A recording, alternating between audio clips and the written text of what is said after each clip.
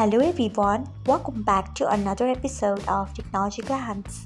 Today in this video, I'm going to guide you through how you can change default Solana wallet to none on Brave. So let's get started. Firstly, open Brave browser in your device, then tap on three dots icon, next tap on settings.